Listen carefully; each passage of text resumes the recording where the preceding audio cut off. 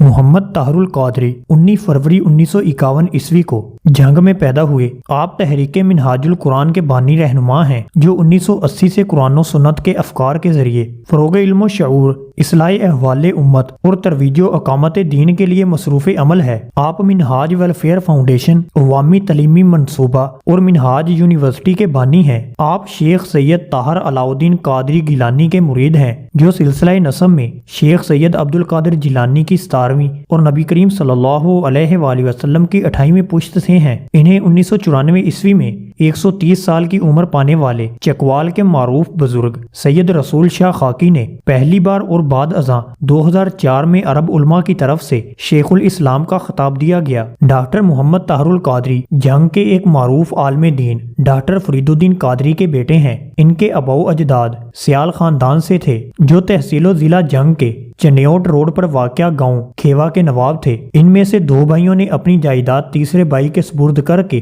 خود درویشی اختیار کی۔ ڈاکٹر فرید الدین 1918 عیسوی کو جنگ میں پیدا ہوئے۔ انہوں نے عربی و فارسی ادب، فقہ اسلامی اور تصوف و روحانیت کے حصول کے لیے دنیا بھر کا سفر کیا۔ انہوں نے لکھنؤ بھارت سے طب یونانی میں تخصص کیا اور انہیں 1940 عیسوی میں پنجاب یونیورسٹی کی طرف سے گولڈ میڈل دیا گیا۔ انہوں نے لکھنؤ، حیدرآباد، دلی، دمشق، بغداد اور مدینہ منورہ سے اکتساب علم کیا۔ وہ دہلی اور حیدرآباد میں حکیم نابینا انصاری کے ساتھ بھی شریک رہے۔ وہ نقیب الاشرف سید ابراہیم سیف الدین غیلانی کے مرید تھے جو بغداد سے بمبئی میں آ کر بس گئے تھے۔ انہیں علامہ محمد اقبال کے ساتھ گہرا شغف تھا اور وہ قیام پاکستان کی تحریک میں قائد اعظم محمد علی جناح کے ساتھ شریک سفر رہے۔ وہ سعودی عرب میں عبدالعزیز بن سعود کے طبی مشیر بھی رہے۔ ان سے مروی ہے کہ وہ 1948 عیسوی میں سعودی عرب گئے تو بیت اللہ کے پہلو میں آخری شب اللہ تعالیٰ سے دعا کی کہ انہیں ایسا بیٹا عطا فرما جو اسلام کی خدمت کرے۔ اس پر نبی کریم صلی اللہ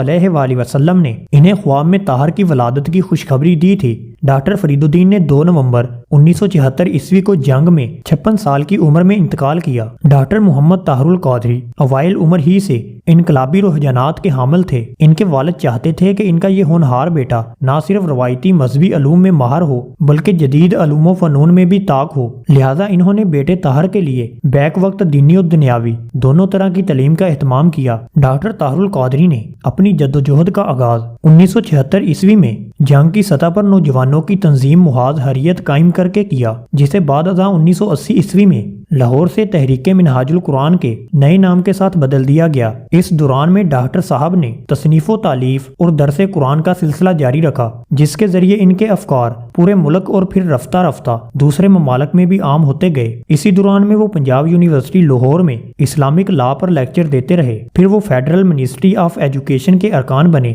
بعد ازاں فیڈرل شریعت کورٹ میں جورسٹ کنسلٹنٹ مقرر ہوئے۔ جبکہ ان کی شاندار صلاحیتوں کی وجہ سے ان کی شہرت مزید بڑھی تو ٹی وی پر ان کے پروگرام فہم القرآن نے بھی ان کی مقبولیت میں بے انتہا اضافہ کیا۔ 1995 عیسوی میں آپ نے عوامی تعلیمی منصوبے کا آغاز کیا جسے غیر سرکاری سطح پر دنیا کا سب سے بڑا تعلیمی منصوبہ کہا جاتا ہے۔ اس کے تحت پاکستان کے طول و عرض میں 572 تعلیمی ادارے قائم ہیں۔ 2005 میں لاہور میں قائم کردہ Minhaj university higher education commission of Pakistan کی طرف سے چارٹر کر دی گئی جسے 2009 میں ہائر ایجوکیشن کمیشن کی طرف سے کیٹیگری ایکس سے ڈبلیو میں ترقی دی گئی۔ آپ کے زیر اہتمام لاہور میں ہر سال رمضان المبارک میں اجتماعی اعتکاف ہوتا ہے جسے حرمین شریفین کے بعد دنیا کا سب سے بڑا اجتماعی اعتکاف کہا جاتا ہے۔ آپ کے زیر اہتمام لاہور میں منار پاکستان کے تاریخی مقام پر ہر سال میلاد مصطفیٰ صلی اللہ علیہ وآلہ وسلم کانفرنس منعقد ہوتی ہے۔ کہا جاتا ہے کہ وہ دنیا کی سب سے بڑی میلاد کانفرنس ہے۔ آپ کے قائم کردہ گوشہ درود میں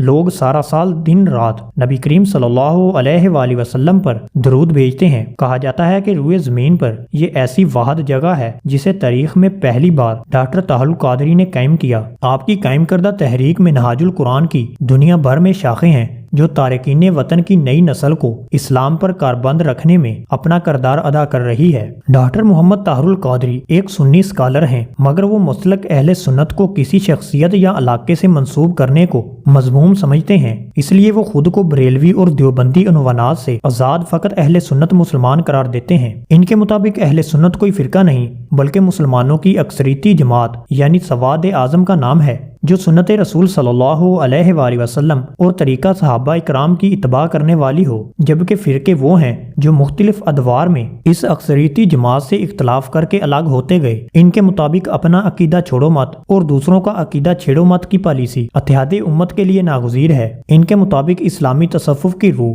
نفس کی پاکیزگی سے عبارت ہے، جو شریعت کی پاسداری کے بغیر ناممکن ہے۔ اسی بنا پر وہ تصوف کو کاروبار بنانے والوں کو جاہل اور گمراہ قرار دیتے ہیں۔ ان کے مطابق اسلام قیام امن کا سب سے بڑا داعی ہے اور جہاد کے نام پر دہشت گردی کا بازار گرم کرنے والے گروہ مسلمان تو کیا انسان بھی کہلانے کے مستحق نہیں۔ آپ کے مطابق دہشت گردی کا کوئی مذہب نہیں۔ آپ نے متعدد بار واضح طور پر اسامہ بن لادن کی کارروائیوں کی مذمت بھی کی۔ ان کے مطابق اسلام حقوق نسواں کا واحد علمبردار مذہب ہے، جو آزادی نسواں کے نام پر عورت کی تذلیل کرنے کی بجائے صحیح معنوں میں اسے مرد کے برابر معاشرتی حقوق دیتا ہے۔ ان کے مطابق اسلام کا اصول مشاورت اسلامی نظام حیا کی روح ہے۔ اسلامی فلاح معاشرے کے قیام کے لیے فرد واحد کے فیصلوں کی بجائے تمام فیصلوں میں اجتماعی مشاورت ناگزیر ہے۔ ان کے مطابق انتہا پسندی کے خاتمے کے لیے بین المذاہب رواداری نہایت ضروری ہے۔ انہوں نے خود عملی طور پر مسلم کرسچن ڈائیلاگ فارم بنا رکھا ہے اور وہ عیسائیوں کے مسجدوں میں آ کر عبادت کرنے کو حدیث نبوی صلی اللہ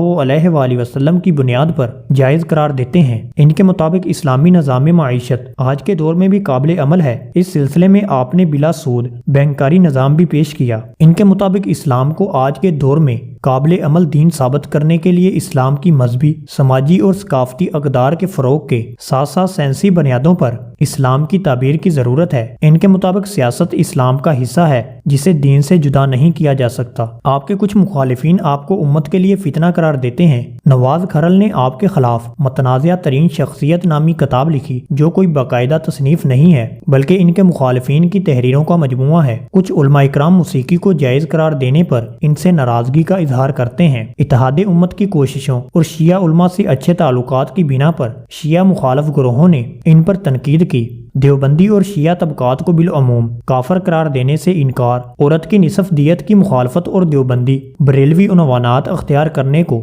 ناجائز قرار دینے پر بریلوی مکتبہ فکر کے بعض علماء اکرام نے انہیں اہل سنت سے خارج قرار دیا۔ بین المذاہب رواداری کے فروغ کے بارے میں کوششوں پر انتہا پسند مذہبی فکر رکھنے والے طبقے کی طرف سے بھی انہیں تنقید کا سامنا ہے۔ ان پر یہ الزام بھی عائد کیا جا رہا ہے کہ یہ تحریک منہاج القرآن کے نام پر جمع ہونے والے فنڈ کو پاکستان عوامی تحریک کے سیاسی مقاصد کے لیے استعمال کرتے رہے ہیں، مگر تحریک منہاج القرآن کے ذرائع نے ان الزامات کو لغو قرار دیا۔ ان پر جھوٹے خواب سنا کر شہرت کے حصول کا بھی الزام ہے، مگر مخالفین ان کے جھوٹے ہونے کا کوئی ثبوت فراہم نہیں کر سکے۔